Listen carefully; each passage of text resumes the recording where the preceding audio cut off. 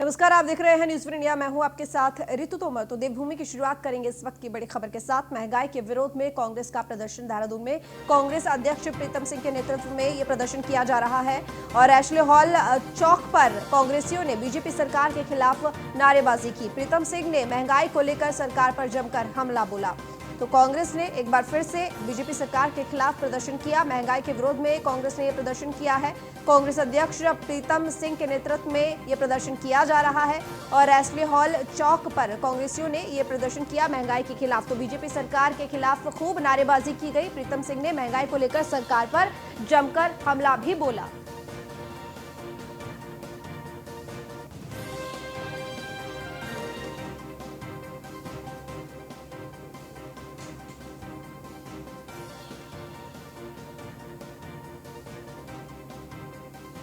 तो Ashley hall चौक पर कांग्रेसियों ने बीजेपी सरकार के खिलाफ जमकर नारेबाजी की। ये प्रदर्शन है महंगाई को लेकर। तो कांग्रेस अध्यक्ष प्रीतम सिंह ने महंगाई को लेकर ये प्रदर्शन किया। उनके नेतृत्व में ये प्रदर्शन हो रहा है और साथ ही बीजेपी सरकार पर जमकर हमला बोला।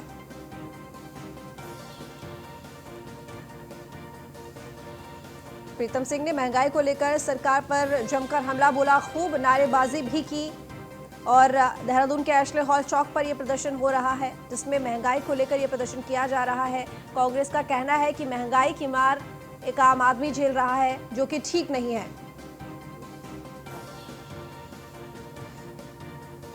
तो गरिमा दसौनी कांग्रेस नेता इस वक्त हमारे साथ जुड़ चुकी हैं। स्वागत है आपका गरिमा जी न्यूज़ इंडिया पर। गरिमा जी, मेरी आवाज आप तक पहुंच रही है? जी गरिमा जी, स्वागत है आपका न्यूज़ वन इंडिया पर। गरिमा जी, एशले हॉल चौक पर कांग्रेस प्रदर्शन कर रही है और उनका कहना है महंगाई बहुत ज्यादा बढ़ गई है। तौर पर देखिए ना, कांग्रेस पार्टी कितने पर रसोई गैस को छोड़कर गई थी और इनका नारा जो 2014 में और 2019 के लोकसभा चुनाव में था वो था बहुत हुई महंगाई की मार। आपके बाद आज के बाद जो सत्ता में है उनकी सरकार, तो आप बताइए सत्ता में आने के बाद महंगाई कंट्रोल करने के लिए क्या किया? चाहे वो गृहिणी हो, चाहे वो चौथा स्तंभ हो, महंगाई से तो सब आजिज आ चुके। एक तरफ कोरोना की मार झेल रहा है पूरा देश प्रदेश और दूसरी तरफ इस तरह से महंगाई अपने चरम पर है। चाहे वो अनाज हो, चाहे सब्जियां हो, चाहे पेट्रोल डीजल हो, चाहे रसोई गैस हो, कहीं से कहीं तक कोई राहत आमजन को नहीं मिल पा रही है। नौकरियों से लोग हाथ धो रहे हैं, बेरोजगारी अपने चरम पर है। ऐसे में कमर तोड़ने का काम ये महंगाई कर रही है, यानी कि करेला ऊपर से नीम चढ़ा। तो आप जनता को कुछ देना तो दूर की बात है, आप कम से कम महंगाई कंट्रोल कर सकते हैं। आपने कहाँ पेट्रोल पहुंचा दिया, कहाँ डीजल पहुंचा दिया, कहाँ आपने चीनी और मिट्टी तेल बंद कर दिया बीपीएल परिवारों का? वो तो देखने को नहीं मिल रही चीनी और मिट्टी तेल।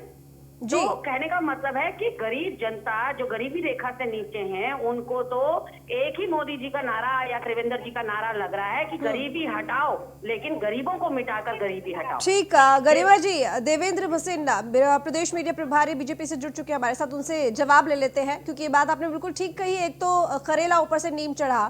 तो देवेंद्र जी, स्वागत है सबसे पहले तो आपका न्यूज़ वन इंडिया पर। जी धन्यवाद। जी देवेंद्र जी, कांग्रेस प्रदर्शन कर रही है देहरादून में एशले हॉल चौक पर और हमारे साथ गरिमा जी भी जुड़ी हुई हैं। इन्होंने एक बात कही कि वादा किया था कि महंगाई कम होगी, लेकिन महंगाई लगातार बढ़ती जा रही है। एक तो वैसे ही आम आदमी कोरोना की मार झेल रहा है, काम धाम छूट चुका है और ऐसे में महंगाई और बढ़ा रहे हो। देखिए, पहली बात तो मैं यही कहूंगा कि कांग्रेस के पास कोई मुद्दा नहीं है और इसीलिए वे बेबात के मुद्दों को छालती है, एक बात।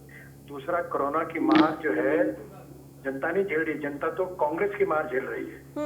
कोरोना काल के अंदर इन्होंने जो कुछ किया वो जनता ने झेला और कोरोना की दवाई आने के बाद भी जो भ्रम फैला करके लोगों से जीवन से खिलवाड़ करने की कोशिश की जा रही है वो भी जनता झेल रही है, लेकिन जनता इनके बहकावे में आने वाली नहीं है। पेट्रोल डीजल का जहां तक सवाल है, हम जानते हैं कि अंतर्राष्ट्रीय परिस्थितियों में जो परिवर्तन होता है दैनिक तौर पर जो है उसके मूल्यों में परिवर्तन आता है। ये स्थिति पूरे विश्व की हुआ करती है, ऐसे में कोई अनोखी बात नहीं हो रही है। और दूसरा, कोरोना काल के अंदर जो हमारी आर्थिक स्थितियां प्रभावित हुई हैं, जिस प्रकार से सब चीजें जो है वो दिक्कत में आई है, उसमें कांग्रेस केवल ताली बजाई है। तो जनता की राहत तो कभी इन्होंने करी नहीं। इन्होंने 4 आने का भी राहत जो किसी आम नागरिक को दी हो तो हमारे कांग्रेस के मंत्री बता सकते हैं। सारे काम हमारी सरकार ने किए, हमारी पार्टी ने किए, हमारे कार्यकर्ता ने किए। लेकिन आज चुनाव सिर पर खड़ा है तो कभी कोई मुद्दा उछाल देंगे, कभी कोई मुद्दा उछाल देंगे। और तीसरा जो रोजगार की बात अभी की जा रही थी, तो मेरा निवेदन ये था कि हमने तो 7.5 लाख का आंकड़ा दे दिया आपको, लेकिन अभी तो आपके यहाँ से हमने पूछा भाई आपने क्या कुछ किया, तो इनके पास कोई आंकड़े नहीं है। तो ये केवल भ्रम पैदा करके उत्तराखंड विधानसभा के चुनाव में अपने को पुनर्जीवित करने की कोशिश कर रहे हैं। और जिन किसान बिलों को लेकर के इन्होंने खुद अपने लोकसभा चुनाव के अंदर अपने घोषणा पत्र में वादा किया था, खुद तो आ नहीं पाए। अब जब मोदी जी के नेतृत्व में वो बिल पास हो गए हैं, लागू हो गए, कानून बन गए, अब उनका विरोध कर रहे हैं। तो ऐसी जो दोहरी राजनीति हमारे कांग्रेस के मित्र करते हैं उसको जनता समझ चुकी है। यही कारण है कि पूरे देश में गरिमा जी से जान लेते हैं। गरिमा जी, कांग्रेस के पास कोई मुद्दा नहीं बचा है, ये आरोप लगा है, और इसी वजह से ये महंगाई को मुद्दे को उछाल रहे हैं, क्योंकि चुनाव नजदीक है तो अपनी सियासी जमीन खोजने की यहाँ पर जुगत में है कांग्रेस। ये विपक्ष में थे, जरा इनसे पूछिए ये क्या किया करते थे। सिलेंडर अपने सर पे रख के इनकी जो अभिनेत्रियां हैं, मैं मेलो ड्रामा क्वीन कहूंगी उनको, जो आप बिलों में अपने घुस गई हैं, वो क्या करती थी? वो प्याज आलू की मालाएं पहन के बैठ जाया करती थी। एक दिवंगत हो गई हैं, एक अभी भी जो है सत्ता के गलियारों में कभी कदार दिख जाती हैं। वो सड़कों पे उतरा करती थी इनकी अभिनेत्रियां, और इनके नेतागण राजनाथ सिंह जी से लेकर गडकरी जी से लेकर हमारे पास सारी वो तस्वीरें हैं जब ये विपक्ष में थे और महंगाई को मुद्दा बनाकर सड़कों पर उतरा करते थे। तब महंगाई मुद्दा नहीं था।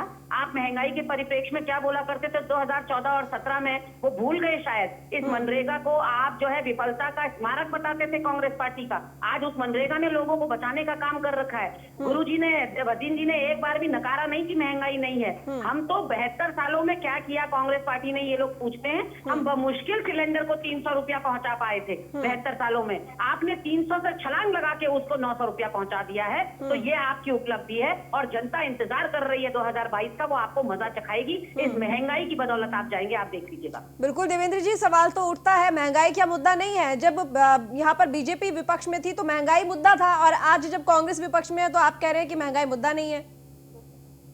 आम जन की कमर तोड़ रखी है आपने, और आप कह रहे महंगाई मुद्दा ही नहीं है। देवेंद्र जी, इसीलिए तो भाजपा की संवेदनशीलता इस बात से पता चलती है कि इनको महंगाई मुद्दा ही नहीं दिखाई पड़ता। ठीक, देवेंद्र जी से जान लेते हैं। देवेंद्र जी जुड़े हुए हैं आप हमारे साथ। और पेट्रोल डीजल कितना महंगा हो गया। देवेंद्र जी, आपको मेरी आवाज मिल पा रही है या नहीं?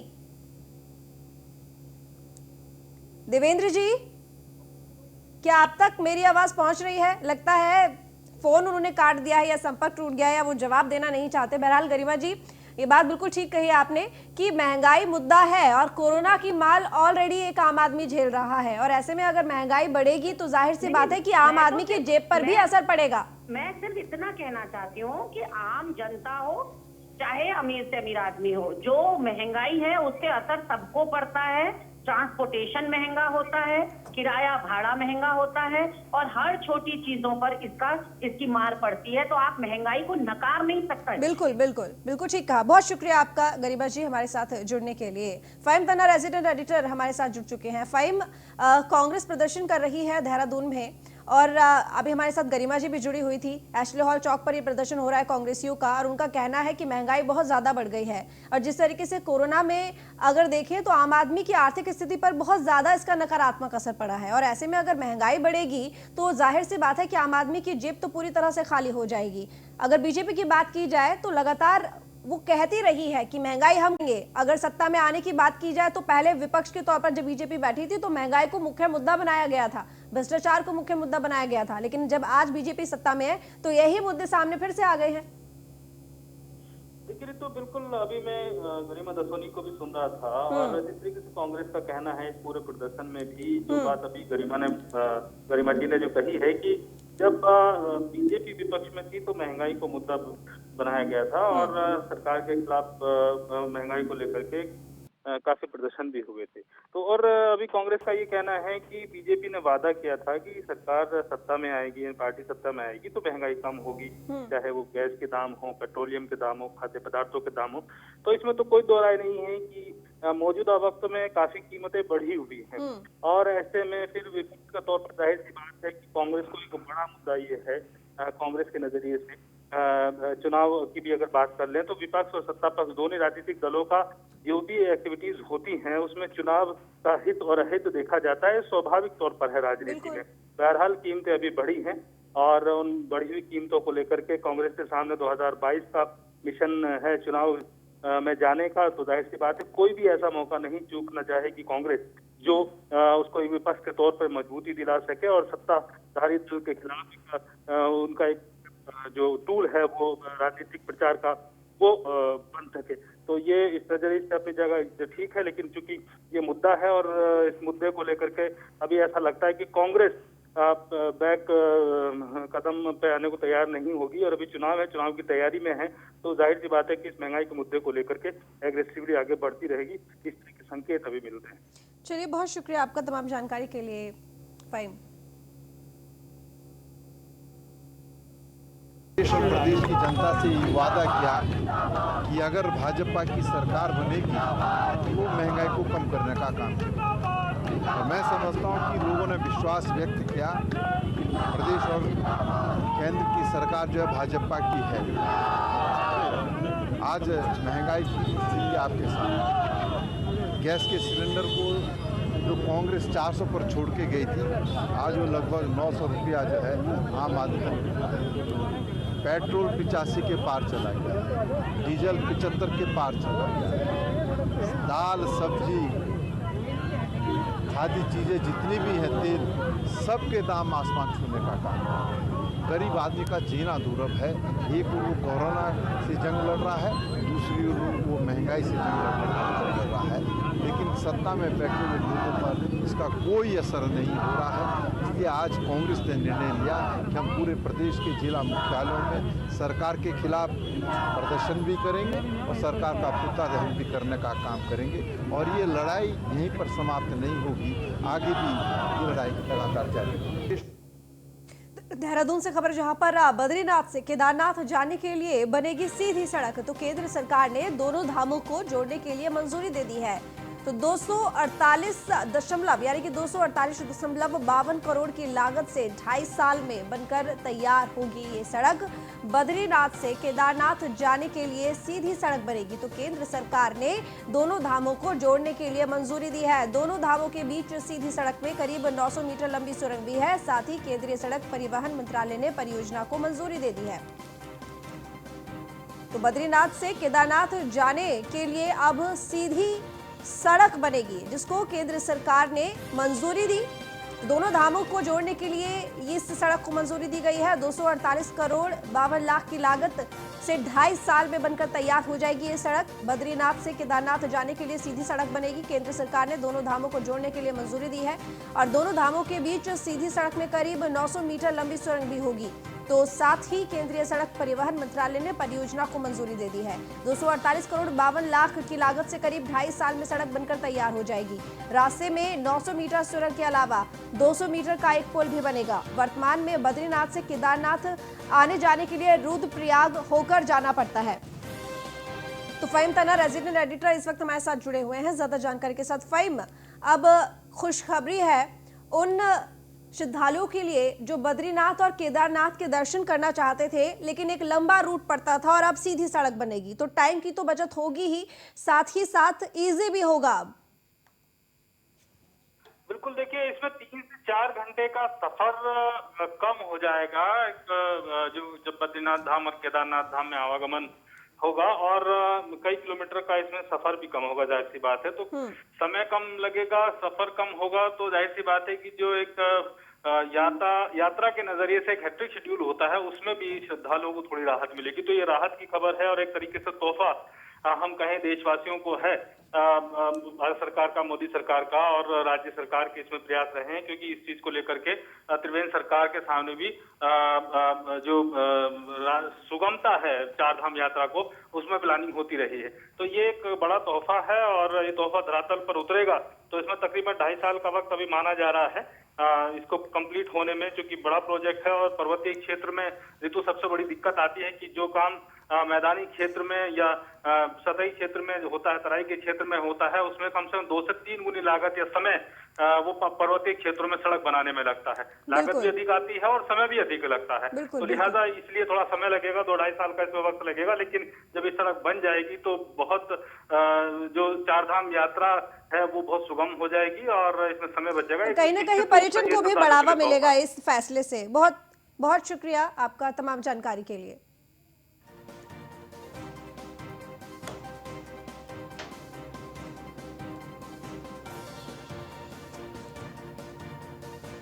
तो महेंद्र भट्ट एमएलए इस वक्त हमारे साथ जुड़ चुके हैं। स्वागत है महेंद्र जी आपका न्यूज़ वन इंडिया पर। जी नमस्कार जी महेंद्र जी, अब यहाँ पर केदारनाथ और बद्रीनाथ के बीच का जो रास्ता है वो कहीं ना कहीं एक सीधी सड़क बनने को मंजूरी दे दी है, और सबसे बड़ी बात कि वो जो दूरी है वो कम हो जाएगी और इसका असर सीधा श्रद्धालुओं पर पड़ेगा और साथ ही पर्यटन पर भी पड़ेगा। देश के माननीय प्रधानमंत्री जी, सड़क प्रधानमंत्री जी का मैं बहुत बहुत हृदय से आभार व्यक्त करता हूँ कि बद्रीनाथ केदारनाथ के मध्य में पहले से इस बात की मांग चल रही थी कि सीधी सड़क बन सकती है, कि रास्ता रोड है उसका चौड़ीकरण करते हुए रोड को आगे बढ़ाने की बात है।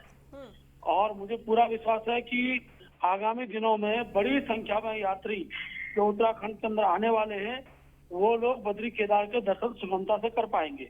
इतना ही नहीं तो ये भी नई जानकारी सबको ही है कि अब केदारनाथ और बद्रीनाथ रेल सेवा से भी जोड़ने की बात है। जोशीमठ तक सेकंड चरण में रेल की लाइन बिछाई जाएगी और गौरीकुंड तक के लिए भी रेल लाइन की व्यवस्था की गई है। तो हमारे यहाँ उत्तराखंड में आने वाले यात्रियों को इससे बहुत ज्यादा सुविधा प्राप्त होगी। बिल्कुल ठीक कहा आपने महेंद्र जी, लेकिन देखो उत्तराखंड में ही 4 धाम है। अभी तो बद्रीनाथ और केदारनाथ की बात हो गई, अगर 2 धाम की और बात की जाए यमुनोत्री गंगोत्री, तो कब तक वहाँ की अगर देखें तो कब तक जो सुविधा है वो सुगम हो जाएगी? क्योंकि दिक्कत तो है ही, पहाड़ी क्षेत्र है, पहाड़ी एरिया है, रास्ता बहुत ज्यादा दुर्लभ हो जाता है, ऐसे में यात्रियों को भी खासा दिक्कतों का सामना करना पड़ता है। देखिए आज मैं आपको कहूँ 2 सड़कें हम और चौड़ी कर दो, टीरी से आने वाली, प्रतापनगर से आने वाली जो सड़क आती है, उसके बाद आपका घोटी घंटाली चिलबट्टा मायली होते हुए गुप्त के ऊखीमठ होते हुए, और आप उसके बाद ऊखीमठ से गोपेश्वर आने के बाद तो आप केदारनाथ बद्रीनाथ के साथ गंगोत्री यमुनोत्री सब जुड़ जाएंगी। लेकिन धीरे धीरे समय लग रहा है मुझे। हाँ, तो बस यही मेरा सवाल है महेंद्र जी आपसे, तो क्या भविष्य में हमें ऐसी योजना देखने को मिल सकती है जिसमें इन 4 धामों की कनेक्टिविटी इजी हो जाए? जब ये दो धाम जुड़ सकते हैं तो गंगोत्री और यमुनोत्री और 5 धाम है, उसको विलम्ब होने वाला नहीं है। घोटी घंटाली चिलबट्टा मयाली का जो रूट है उसके माध्यम से ये हम 4 धामों को जोड़ सकते हैं। और मुझे पूरी उम्मीद है कि भारत सरकार भविष्य में इस दिशा में भी हमको एक सौगात देगी। महेंद्र जी, अगर उत्तराखंड को देखें तो देश में एक बहुत ही सुंदर और कह सकते हैं कि जन्नत के तौर पर देख सकते हैं, क्योंकि उत्तराखंड एक तो ना सिर्फ देवभूमि भी है बल्कि अगर प्राकृतिक दृष्टि से भी देखें तो उत्तराखंड बहुत खूबसूरत है। ऐसे में पर्यटन के क्षेत्र से उसको विकसित करने को लेकर क्या कुछ फिलहाल किया जा रहा है या आगे हो सकता है? देखिए सबसे बड़ा विषय क्या है कि हम लोग पिछले दिनों ये सुनते आ रहे थे, बाबा रोड मार्ग बंद होते थे, रोड का अवरुद्ध होने का यात्रा यानी लोगों का आना एक भय का वातावरण रहता था। लेकिन पिछले 2-3 सालों के अंदर सड़कों के अंदर जो गुणात्मक सुधार हुआ है उसके बाद बड़ी संख्या में धार्मिक पर्यटन तो बड़ा है, साहसिक पर्यटन भी हमारे यहाँ बढ़ने लगा है। आप देखें अभी ओली के अंदर हिंद क्रीड़ा का आयोजन भविष्य में होगा। इसके साथ साथ फूलों की घाटी यहाँ पर है, फूलों की घाटी में भी बड़ी संख्या में लोग आ रहे हैं। हेमकुंड साहिब की यात्रा बड़ी संख्या में हमारे सिख श्रद्धालु जो है हेमकुंड की यात्रा में आते हैं। और धीरे धीरे अब शीतकालीन यात्रा को भी बढ़ावा देने का प्रयास देवस्थान बोर्ड द्वारा किया जा रहा है। उत्तराखंड में 4 धाम देवस्थान बोर्ड बन गया है। और जितनी हमारी देवियां हैं, हम लोग जब नवरात्रे होते हैं, नवरात्रों के अंदर देवी दर्शन के लिए प्रदेश के पर्यटक मंत्री सतपाल महाराज का वीडियो सोशल मीडिया पर जमकर वायरल हो रहा है, जिसमें वे एक उच्च अधिकारी को चेतावनी देते हुए नजर आ रहे हैं। वीडियो में सतपाल महाराज अधिकारी को फटकार लगा रहे हैं। होना चाहिए मुझे रिपोर्ट करना, एक बार telephone number report to me, warning दे रहा हूँ आखिरी। हाँ, या पानी होना चाहिए मुझे रिपोर्ट करना, एक बार telephone number report to me, warning दे रहा हूँ। हमने आदेश दिया है कि जो पानी की किल्लत है इस समय मल्ला बदलपुर के अंदर, दुदार खाल के अंदर, इसका निराकरण किया जाए। और आज काफी हमने आदेशित किया है और कहा है कि भाई जो कार्यकर्ताओं के जो है काम होने चाहिए, उनके मान सम्मान की रक्षा होनी चाहिए। कोई व्यक्ति अगर मोबाइल फोन पर अपनी शिकायत रखता है तो उस पर रिस्पॉन्ड करना चाहिए, उस पर सुनना चाहिए और कार्रवाई करनी चाहिए। तो सभी अधिकारियों को हमने निर्देशित किया है कि लोगों की समस्या सुने और उस पर कार्रवाई करें। तो 2022 विधानसभा चुनाव के लिए सभी सियासी दलों ने अपनी तैयारियां शुरू कर दी हैं। काशीपुर में जहां कांग्रेस ने अपने प्रभारियों को विधानसभा स्तर पर उतारकर बीजेपी के सामने चुनौती पैदा की, तो वहीं भारतीय जनता पार्टी भी 2022 के चुनावों में विजय प्राप्त करने में कोई कोर कसर नहीं छोड़ना चाहती। भाजपा के पूर्व जिला अध्यक्ष राम मेहरोत्रा ने कहा कि प्रदेश में कांग्रेस का कोई वजूद नहीं है, कांग्रेस की गुटबाजी ही बीजेपी को 2022 के चुनाव में जीत दिलाएगी। हमारे मुख्यमंत्री जी त्रिवेंद्र सिंह रावत जी द्वारा किए गए कार्यों की और जो हमारी राज्य की योजनाएं हैं, प्रधानमंत्री जी की तमाम योजनाएं हैं, लगभग 70 योजनाएं ऐसी हैं, चाहे वो जनधन हो, स्किल इंडिया हो, स्टैंड अप इंडिया हो, आयुष्मान हो, उज्ज्वला हो, जनधन हो, ये जितनी भी योजनाएं हैं इसका लाभ गरीब जनता ने उठाया है। 22 के चुनाव में भारतीय जनता पार्टी अपने बूते पे और कांग्रेस की इस गुटबाजी को देखते हुए भारतीय जनता पार्टी पूरे बहुमत के साथ यहाँ पर सरकार बनाएगी। सर जानना चाहेंगे कहीं ना कहीं, देखिए कांग्रेस का तो हिसाब ही हो गया खिसियानी बिल्ली खंभा नोचे। जब उन्हें कोई मुद्दा नहीं मिलता तो कोई ना कोई ऐसा मुद्दा निकाल के ले आते हैं कि जिससे कि हमें जन समर्थन मिले और फिर उनकी टाई फिस्ट हो जाती है। कोई मुद्दा उनके पास नहीं है, कोई उनका आपस में एकजुटता नहीं है, कोई उनका आपस में तालमेल नहीं है, अलग अलग गुटों में बटी हुई है कांग्रेस। तो ऐसी स्थिति में कांग्रेस का कोई वजूद प्रदेश। मसूरी के माल रोड के पास अचानक एक पेड़ गिरने से अफरा तफरी मच गई। हादसे के दौरान लोगों ने भागकर अपनी जान बचाई। आपको बता दें कि शाम के समय माल रोड पर भारी संख्या में लोगों की आवाजाही रहती है। बताया जा रहा है कि पेड़ काफी कमजोर हालत में था। पेड़ गिरने से माल रोड के सभी रास्ते बाधित हो गए। वहीं सूचना मिलने पर मसूरी पुलिस और फायर सर्विस की टीम मौके पर पहुंची और पेड़ को रास्ते से हटाकर रास्ते को खुलवाया। मसूरी कोतवाल देवेंद्र असवाल ने कहा कि पेड़ जर्जर हालत में था, जिस वजह से वह सड़क पर गिर गया।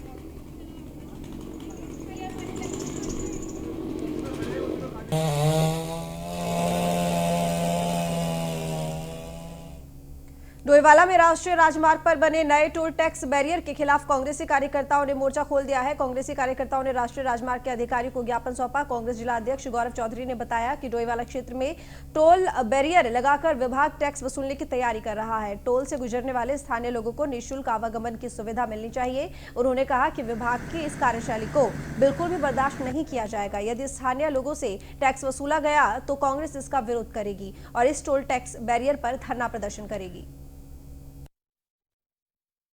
कांग्रेस कमेटी की ओर से सभी कार्यकर्ता और पदाधिकारी आज एसडीएम साहब को ज्ञापन दिया है, जिसमें हमने बात रखी है कि जो डोईवाला क्षेत्र में टोल की जो शुरुआत होने जा रही है 1 फरवरी से, उसको लेकर पूर्व में भी हम लोगों ने एक दिन का धरना टोल में दिया था। और हमारी डोईवाला क्षेत्र की जनता की मांग ये है कि जो 20 किलोमीटर की रेंज में डोईवाला क्षेत्र की टोल के 20 किलोमीटर की रेंज में जो जनता आती है उनसे टोल टैक्स वसूला ना जाए, क्योंकि कई ऐसे हैं, कई जनता है जो रोज़ अप डाउन करती हैं, तो उनके लिए काफ़ी भार पड़ेगा। और ये भी हमने एसडीएम साहब को ये बात भी बोली कि जब तक 4 लेन का काम पूरा ना हो जाए तब तक ये टोल स्टार्ट भी नहीं होना चाहिए। अभी तो 4 लेन का काम पूरा भी नहीं हुआ है, फ्लाईओवर में ट्रैफिक दोनों साइड से आ रहा है, रोज़ एक्सीडेंट हो रहे हैं, अव्यवस्था की स्थिति है। ऐसे में आप टोल स्टार्ट करके कैसे जनता से वसूली कर सकते हैं? और अगर ये बात हमारी नहीं मानी गई और डोईवाला की जनता से वसूली फिर भी की गई तो हम लोग उग्र आंदोलन करेंगे, उस टोल टैक्स बैरियर पर जाकर बैठेंगे और वहाँ से तब तक नहीं उठेंगे जब तक हमारी बात मानी नहीं जाएगी। तो वहीं लालकुआं में वन विभाग की एक अच्छी पहल देखने को मिली है। वन विभाग ने हाथियों के लिए पीने के पानी की व्यवस्था जंगलों में ही की है। वन विभाग ने जंगल में तालाब बनाया है जिसमें हाथी और जंगल के कई जानवर पानी पी सकेंगे। बेसिकली ये भी हम लोग देखते रहे हैं कि गर्मियों में और ठंड में जब हमारे जंगल के तालाबों में पानी कम हो जाता है तो हाथी और अन्य वन जीव जो है भोजन पानी की तलाश में जो है आबादी वाले क्षेत्रों में जो है मूव करते हैं। तो इसको रोकने के लिए हमने अपने क्षेत्रों में, जंगल के क्षेत्रों में बड़े बड़े विशाल हाथी तालाबों की एक जो है रचना की है और उसको बड़े इनोवेटिव तरीके से हम लोग जो है कोशिश कर रहे हैं कि साल के 12 महीने ये जो है पानी से लबालब भरे रहे। तो इसी का एक एग्जाम्पल हमारे जो एक तांडा के जंगल में हमने एक बड़ा विशाल हाथी तालाब जो है बनाया है, जिसमें एक पाताल तोड़ कुएं से हमने पानी डाइवर्ट किया है। तो जब भी अब हमें लगता है कि पानी कम हो गया है तो हम उसका बंदा खोल के जो है उसमें पानी भर देते हैं। तो एक बहुत ही मतलब जो है इनोवेटिव तरीके से जो है ये हाथी तालाब बनाए। फिलहाल इस बुलेटिन में इतना ही। देखते रहिए न्यूज़ फॉर इंडिया।